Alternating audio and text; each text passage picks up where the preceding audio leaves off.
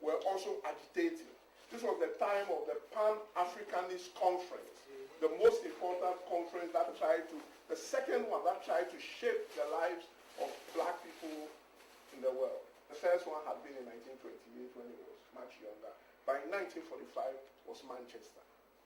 And so it was Manchester he went, and it was in Manchester that he also met several other people who were actually agitating against colonial rule in Africa and in all the colonies.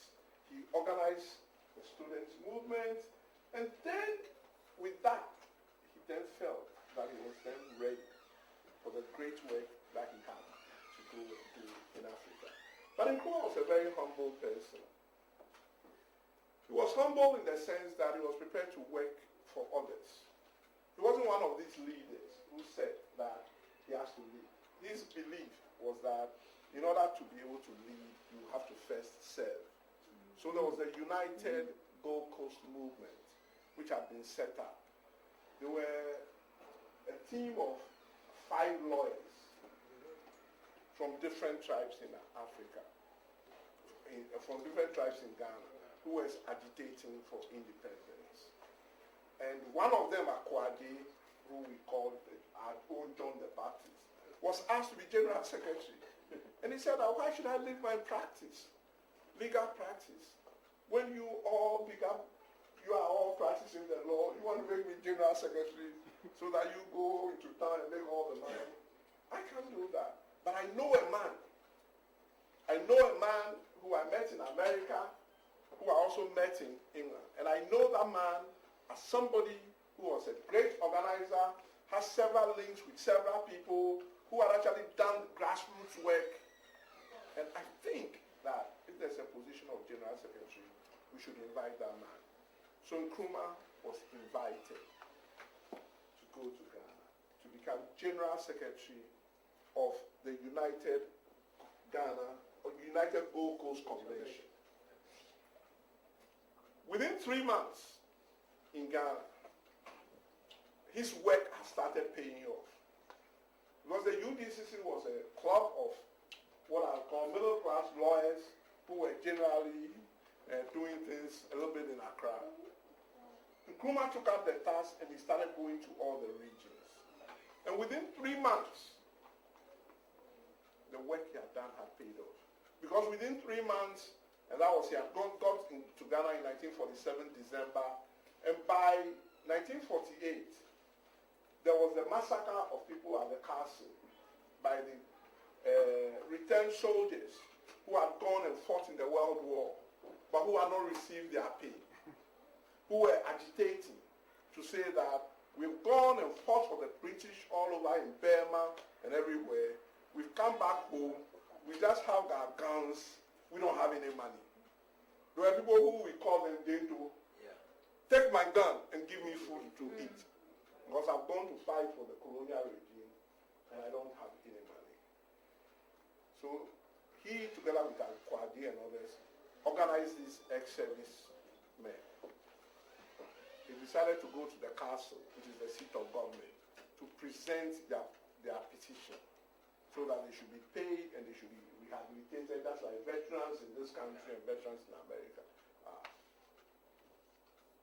And the British people panicked. So Imri, who was one of the police chiefs, ordered for them to be fired. And 3 of the soldiers, Sergeant Agete, Corporal Atiku, and Private Odate Lanta, were slaughtered. What did the government do? It immediately caught Nkrumah and the other Big 6, who were the leaders of the UGCC movement, and put them in jail. Because they said that you are agitating against us. And they were saying that what we need is really a commission of inquiry, so that we find out what would happen. Based on that agitation, his own party, that's the United Gold Coast Convention, rejected him. Because they said, Nkrumah, you're a communist. They went and searched his house and found literature in terms of his discussions with people and said, no, we don't want communism. We are going to inherit this colonial system from the white man. Don't bring that Eastern propaganda about communism to come and disturb what we're doing. So they decided to chuck him out of the party. And on the 12th of June, 1949, he set up what is called the Convention People's Party, a party that I belong to, a party that I'm honored to belong to. We haven't won power since 1966, but we still live by the vision of Kwame Nkrumah. What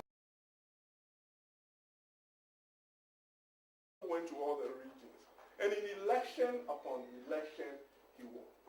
Why did he win? Because Nkrumah's mantra was, says, go to the people, live with them, find out what they want, build on what they have done, and then that is when you can truly start serving the people.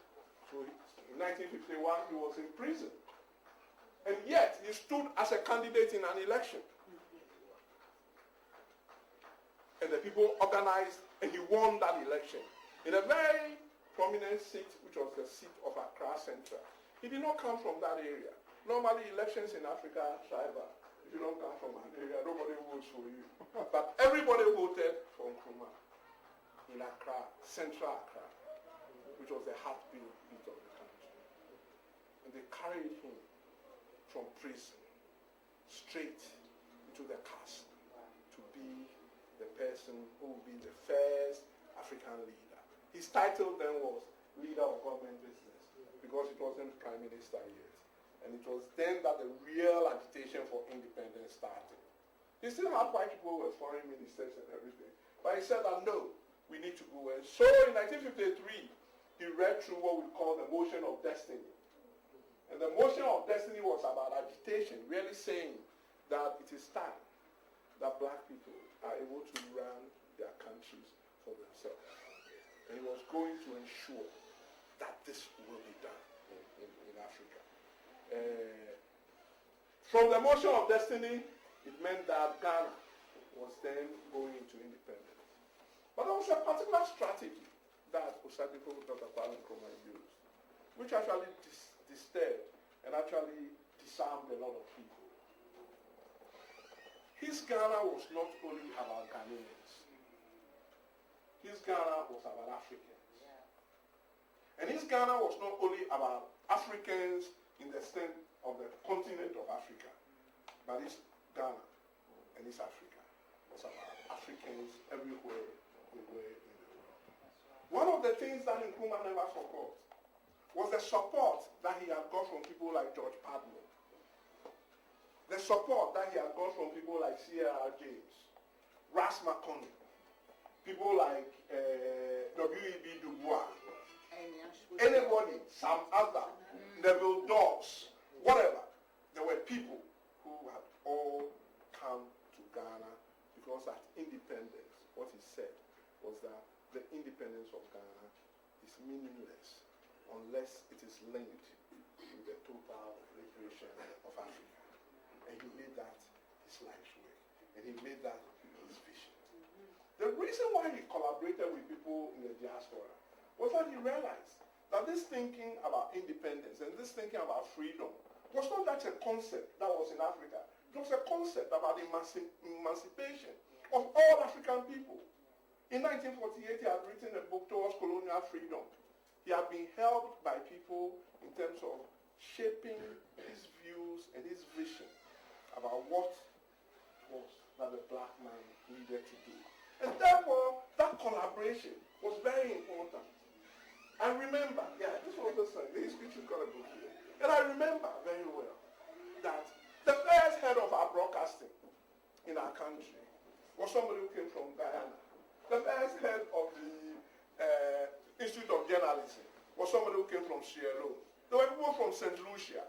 We grew up with them, doctors, lawyers. People came from America, Sutherland, Lee, and they were all working in Ghana as Africans. They were not expatriates.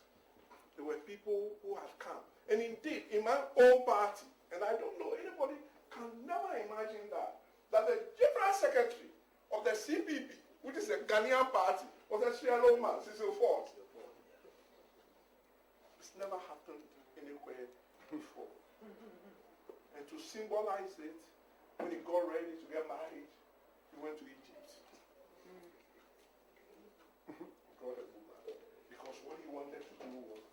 not just talking about African unity, but he was talking about the symbol of bringing people together. So Nkrumah was about creating the reason why there's not been any bastard in Ghana today, and people don't forget, Ivory Coast is happening. Kenya, they are fighting. It's because what Nkrumah did, he came from a small tribe. He healed all ethnic wounds. His process of education was about bringing everybody together so that we're able to celebrate the things that bind us